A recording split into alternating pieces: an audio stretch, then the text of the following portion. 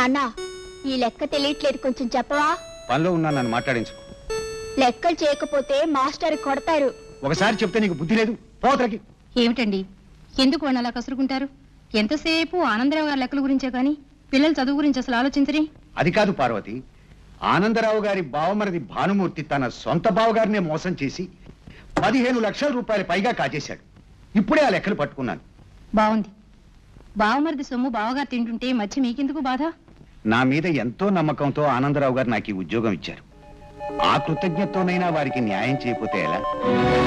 ఒకటా రెండా 15 లక్షల రూపాయలు ఏమైనట్టు? వారం రోజుల లోపల నాకు లెక్కలు చెప్పారా సరి, లేకపోతే ఈ విషయం నాన్నగారి దాకా వెళ్ళవలసి వస్తుంది. జాగ్రత్త. ఏటి బాబు, గుగ్గిల్తో గుర్రంలా మోగెట్టారు? నోరు మీద నీకెందుకు, అది అకౌంట్స్ కు సంబంధించిన విషయం. అక్కడే తమరు పొరపాటు చేస్తున్నారండి. తాము పక్కే గుర్రాలు గురునాథం ఉన్నాడని విషయం మర్చిపోతున్నారండి. ఈ బుర్ర గుర్రం స్పీడ్ లో పరిగెడుతుందని మర్చిపోతున్నారండి. ఇప్పుడు ఏమిటంటావు? అవ్వా, ఓ 10 రూపాయలు ఇచ్చుకొని చెప్తాను. నీ బుద్ధి పనుచుకున్నావు కదా.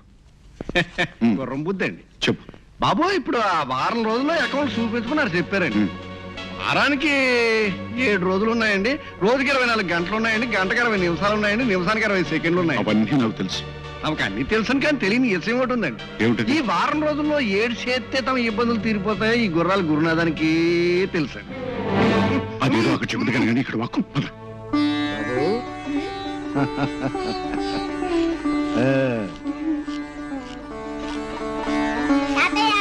వాణి, నా బంగారు కొండ.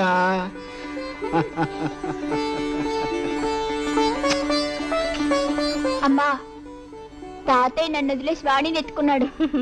అంతేరా బాబు, కొడుకు బిడ్డ మీద ఉన్న ప్రేమ కూతురు బిడ్డ మీద ఎందుకుంటుంది? అదేంటమ్మా, మామగారికి పక్షపాత బుద్ధి లేదని నీకు తెలీదా?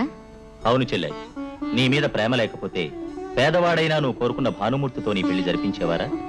అల్లుణ్ణి ఇంట్లో పెట్టుకుని కొడుకుతో సమానంగా చూడగలరా? ఊరికే అన్నానులే అన్నయ్య. తండ్రి దృష్టిలో బిడ్డలందరూ ఒకటేరా. అందరం కలిసి భోంచేద్దాం రండి. అవును, అల్లుడు గారేరి? ఏమైందండి అన్నయ్య? ఏం జరిగింది అల్లుడు గారు, ఏం జరిగింది? బాబు, అయ్యగారికి బొత్తిగా గాడిదకి గుర్రానికి తేడా తెలియదండి. గాడిద మీద బట్టలు మూటేసినట్టు గుర్రం మీద ఎగిరెక్కారండి. మరి గుర్రానికి కోపం రాదండి, గాడిదలో తన్నిందండి, కాలు ఇరిగిపోయిందండి. ఇప్పుడేం ప్రమాదం లేదు కదా? మరేం పర్వాలేదు. 10 రోజుల పాటు మంచం దిగొద్దన్నారు. రేపు రొద్దున మీతో పాటు వేటకొస్తానని చెప్పాను. మాట నిలబెట్టుకోలేకపోతున్నాను. ఐఎమ్ సారీ బాబు గారు. దానికేం పర్వాలేదు బాబు గారు, మీరు వెళ్ళి రెస్ట్ తీసుకోండి.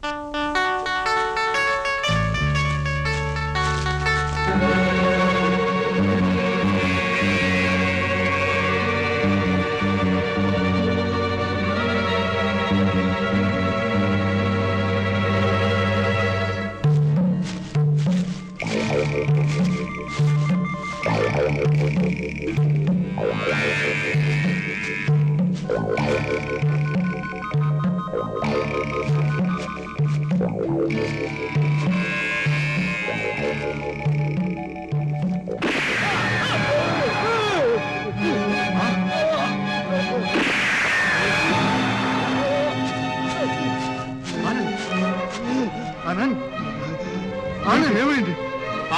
అయ్యగారు, మా అయ్యగారు చంపుతావా? నువ్వు తుపాకీ పేల్చడం, మా అయ్యగారిని చంపడం నేను కళ్ళారా చూశానయ్యా. పద ముందు.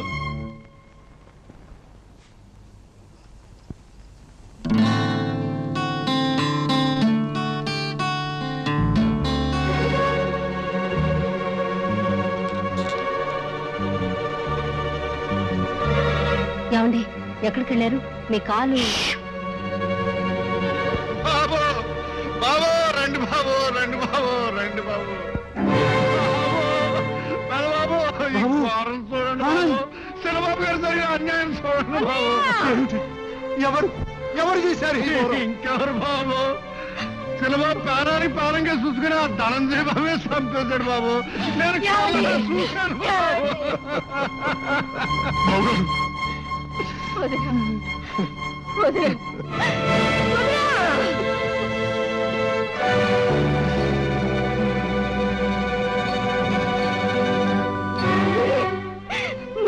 రాజు, రాజు, చూసారా చూసారా బాబు గారు?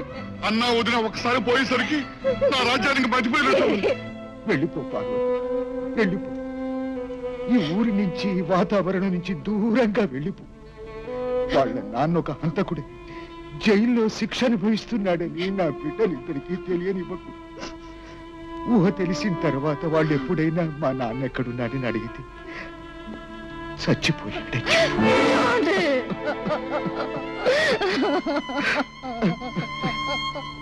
అవును పార్వతి, ఆ పసి మనసుల్లో నేరస్తుడిగా బ్రతికే కంటే అదే మంచిది. వెళ్ళిపో పార్వతి, వెళ్ళిపో.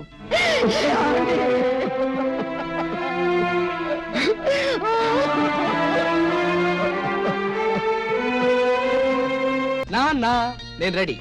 నీ బొంద రెడీ, వాడి వెళ్ళిపోయింది. నేను బస్సులో వెళ్తాను, రూపాయి. ఇందాక ఇచ్చానుగా. ఆ లెక్క వేరు. అయినా నువ్వు కష్టపడి సంపాదించి అందులోంచి తీసి ఇచ్చినట్టు బాధపడతావేంటి? ఇవా